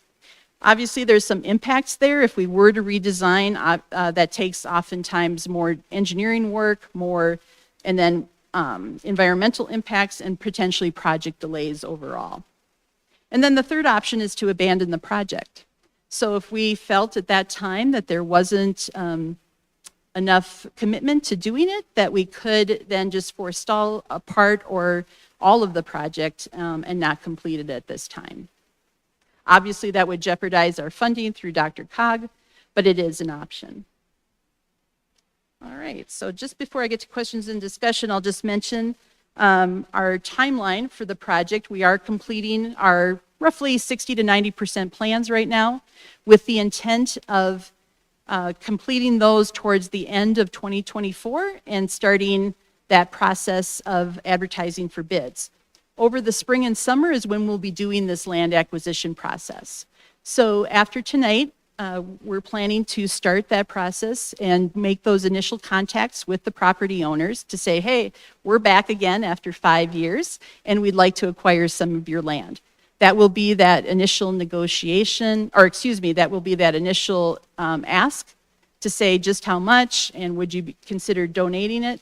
And then after that, we would move on to that very formal process that we talked about. Our overall budget is roughly just over $18 million. And of that, we have 8.3 million that is identified from federal funding. So just about 45% of that is through federal funding for the overall project. So with that, I'm happy to answer any questions and Okay, stand ready. Thank you. thank you. Questions for Director Andrea? Counselor Weaver? Thanks for that presentation. I feel like, I know some of us have not been through that, but as far as the Wadsworth project, we went through this quite a bit as well.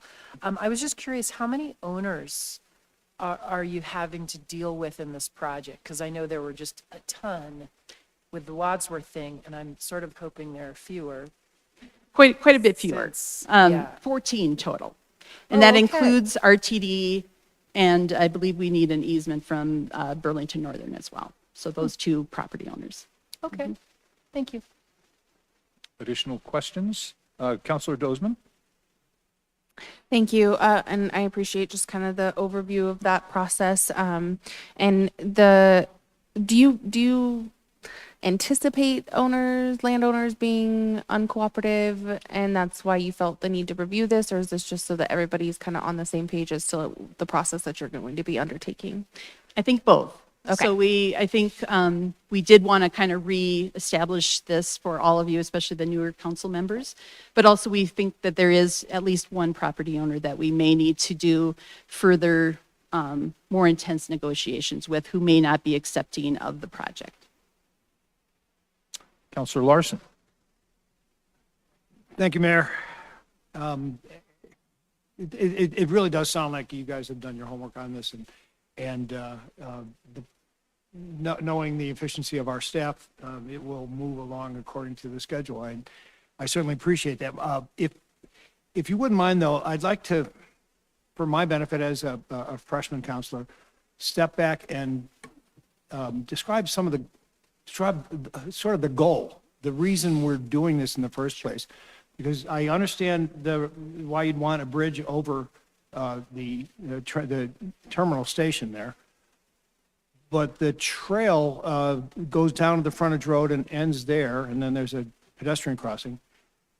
There's no parking lot down there. There's a bit of on the other side of the frontage road, a bit of a downslope. Where are people expected to go? Certainly, yeah. And I think maybe I could have done this a little bit broader, but there is intent to develop more housing in this area, as well as potentially on the south side of the frontage road there, a future park location.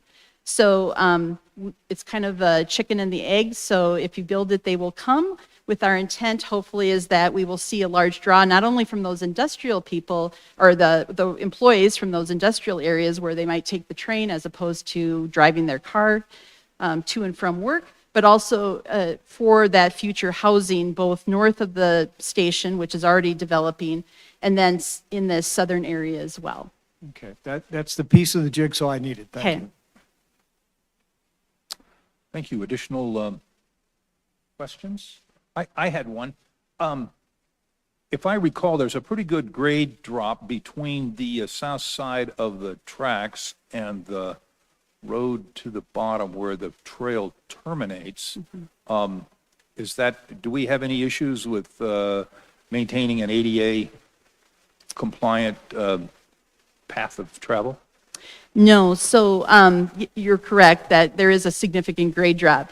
And it's actually, so where the red line is shown here, there's actually a very steep slope from the west to the east, but we were able to achieve about, I think it's 8% that you need to match to, or be less than, to achieve for a trail, longitudinal grade, and we're able to achieve that. Okay. So we're not thinking we're going to launch people off at the bottom of that into the ponds or anything like that? Well, the last thing we want to do. It's a revenue generator. Okay, well, we have some adventurous people in our community, so. They might try it. Yeah, you never know. Okay. Additional questions or discussion on this item? We've been talking about this one for a long time too, so. And remind me if you can, Mr. Goff, we did a lot of property acquisitions for Wadsworth. We did. 40 or 50, Yeah, at least in the 38, 40 something. Yeah. It was a lot. Okay. Yes. and I think, did we need to resort to eminent domain? on We any had of those? 3, I think, that had to go through that process. They never went to, I don't know if only one went to trial. One went to trial. One went Yep. to trial. Okay. Out of that. Yep. Okay, that's pretty good. And is there an appeal process from the judge in the trial process? I'll have to check on that. I don't believe there is, but I'm not certain.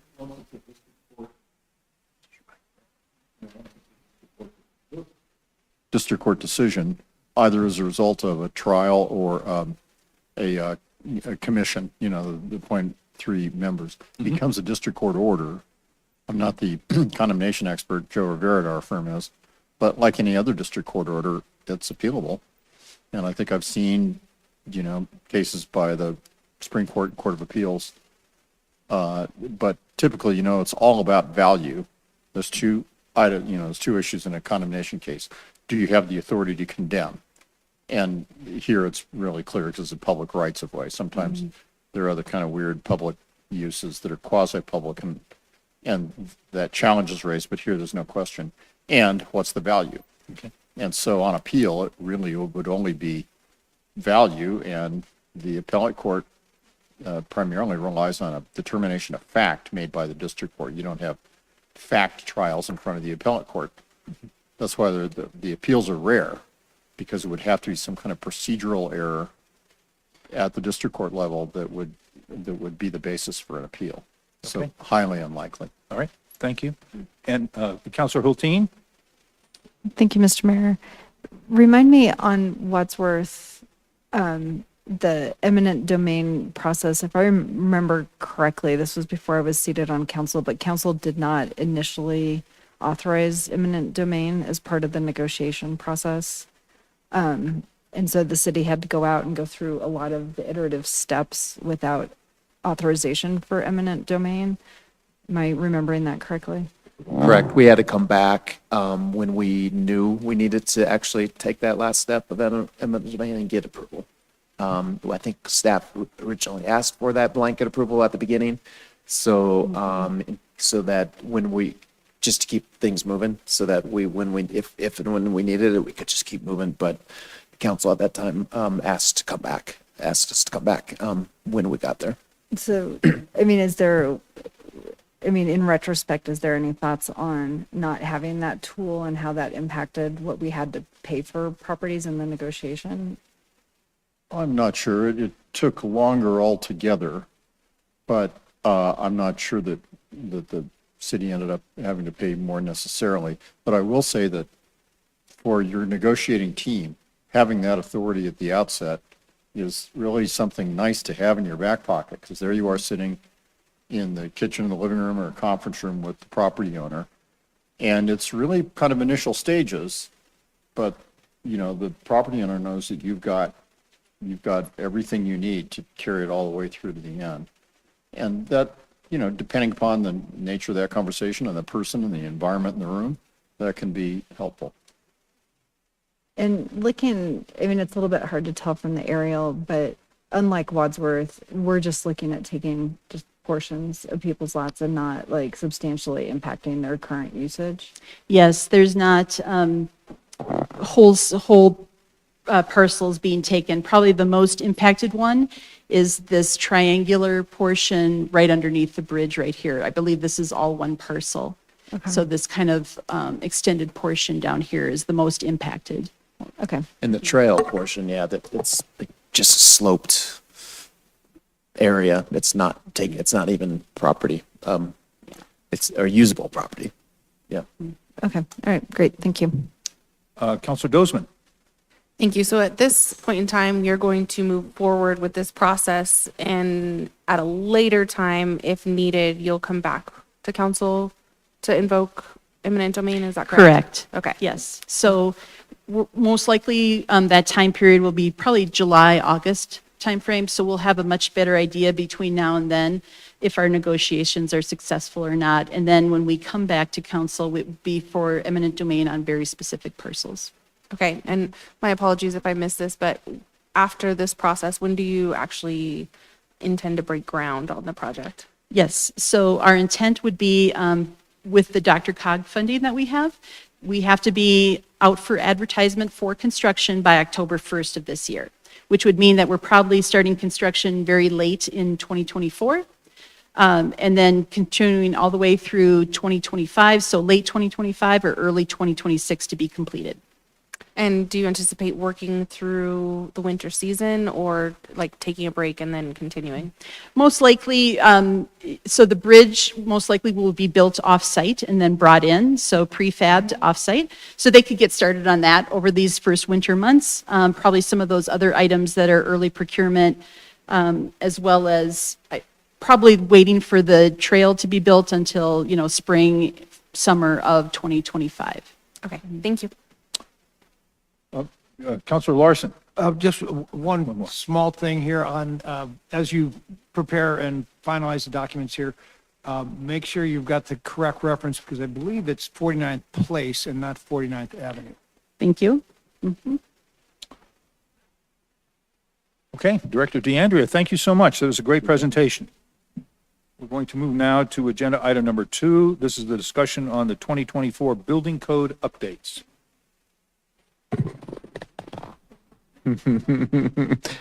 No, this is real stuff here. Thank you. Ready? Thank you, Mr. Mayor. Please go ahead, And Mr. again, Goff. this is a very quick staff report. We just want to give you, we're not looking for an introduction this evening, but just wanted to give you an update on our process that we're going to move forward with very soon on updating our international building codes. Yes, very exciting. This will be quick, but tonight is the first step of a traditionally multi-month process. Some of you have this happen once or twice during your tenure because we go through this code update process usually every 5 to 6 years.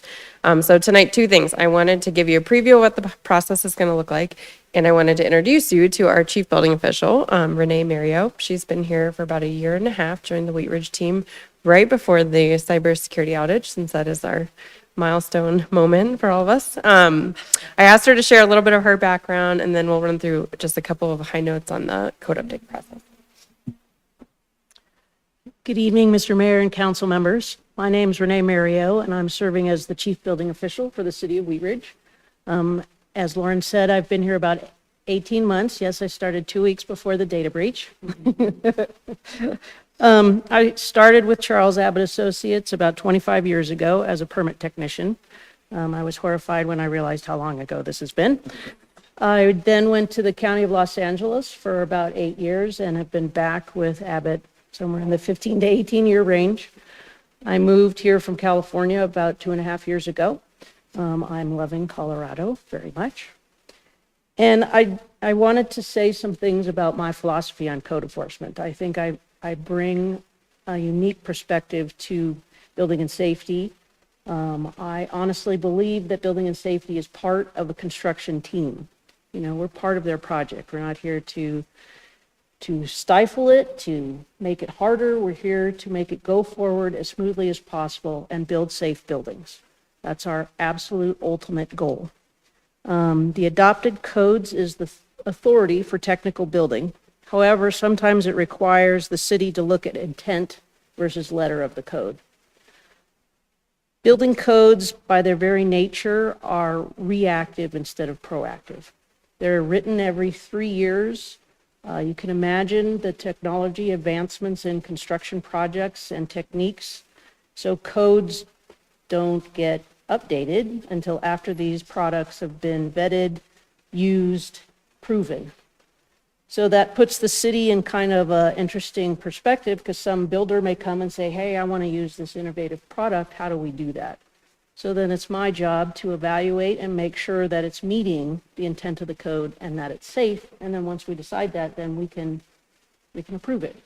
So I really do feel like we're part of the project team, and I hope that the constituents of the city feel that. I think we've had some good breakthroughs. We worked with the local works and the makerspace, getting them in. I think, we've been successful in the time I've been here, I hope. And please, if you ever have a question, comment, or whatever, ask. I'm happy to explain to the best of my ability what the intent of the code was or why we're asking for certain things in a project. Thank you. Yeah, Renee is definitely a solution-oriented code expert, which has been fun to collaborate on. So we're currently enforcing the 2018 international codes. We go every other cycle, so we're looking for a green light from you to move forward with the process of adopting the 2024 codes. In Colorado, every jurisdiction adopts them individually. Sometimes the state does that for you. That means every jurisdiction's kind of on their own code. Each does their own local amendment. It allows for some lively conversation around sort of what topics in Wheat Ridge need either more relief or more restriction, depending on the topic. The 24 codes were just released in December, so we're still digesting those. We included an attachment that gives you a little bit of a flavor of what kind of topics come up when a code gets updated. As Renee said, the International Code Council really prioritizes health and safety. So you'll see they're sometimes trying to correct like a code writing issue or an actual safety issue, acknowledging new building materials. You might have seen in there, it acknowledges shipping materials or shipping containers as a building material. Acknowledges new trends. The escape room was in there. You have to have rules about egress from an escape room. And then just some sort of basic new technologies like motion activated lights, other smaller things. And then ultimately, as Renee said, the goal of the code is to provide flexibility to both designers and contractors. So we are hoping for the green light to start this process because it does take some time and engagement of other groups as well. We'll be back to you this summer to get into the weeds and some of those specific provisions. We'll engage our building code advisory board. They often get sidelined through most of the year when there's not an issue, but they're very much engaged in this code update process. They bring an expertise and a perspective that supplements some of the other stakeholders. Our fire districts, they have strong opinions on what we should be amending or not in the fire code. We usually end up reaching out to certain stakeholders, contractors, or developers, depending on the local amendments that we want to talk about. So again, tonight, really just seeking your simple direction on pass and go, and we'll be back to you in a couple of months to get into the details. Thanks. Okay, thank you very much. Questions from council? Councilor Hulteen. Thank you, Mr. Mayor. Maybe I'm just a shade off of Councilmember Weaver's excitement, but it dawns on me this is my third update I think I've paid attention to in the city.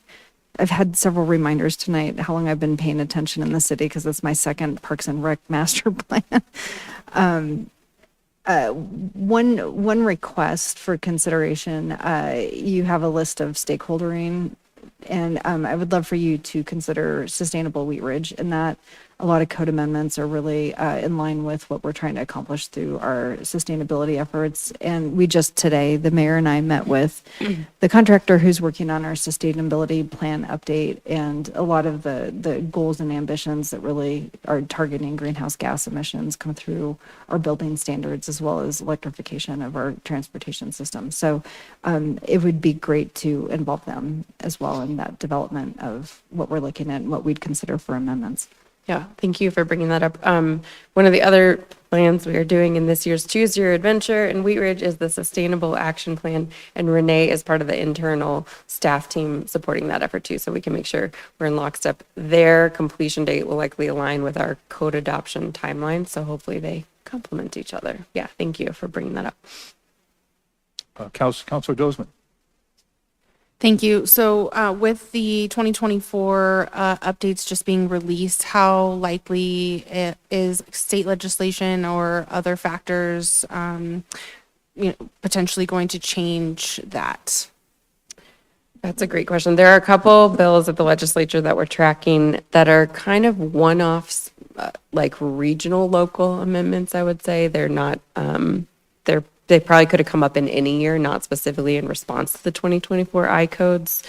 So we will continue to keep tracking what's happening at the state level. The bigger issue that's in Colorado at the state level is the energy codes. and those will align, the 2024 energy codes align pretty well with what the Department of Energy is requiring. Anything else you're thinking on that topic? Yeah, yes, today, I'm feeling less worked up about state legislation today than last Monday. And my current approach is just to sort of wait and see and fold into our process, wherever the state lands. Yeah. So what is the benefit of updating to the 2024 as opposed to the 2021? Oh, that's a good question. One thing we didn't speak to in this memo is insurance rates, and homeowners' insurance rates actually do correlate to the building code building code version that your city has adopted. So if your city's building codes are too old, it could eventually impact your community's insurance rates. It's more complicated. We can get into those weeds at some point if there's more questions, but it will be a benefit of us to go to the 24s. Half of our peer communities will be doing the same. Yeah. Any other questions? Counselor Weaver? Actually, I don't have a question. I just wanted to welcome Renee, and I have just heard very positive things from neighbors who are doing building and just how great your folks are. So thank you for that. And I just think we're getting really good feedback out in the field of how this processes have been improving. So now I'm able to put a face on that process. So thank you. And welcome after 18 months. And with that, can I ask for consensus on this? I don't think I've ever asked for a consensus before. Are there any more comments or questions? If you want to get consensus, they're going to come to this. They're going to come back with this to us anyway. But if you want to ask for, But then don't you need, okay, I'm asking for consensus. great. All right. To give them the green light. Well, then, do we have consensus to green light this program? All right. Looks like we do. Thank you very much. It's a first for everything, right? Excellent. Okay. Well, that gets through our business items here. We'll now go to staff reports. I'm sure we can wrap this up in an hour. That's or it. so. Yep, that's all we got tonight. Okay. And any elected officials feel like they need to do some more speaking? Oh, Councilor I just Bozeman. wanted to say happy Easter and have fun this Okay, weekend. Very good.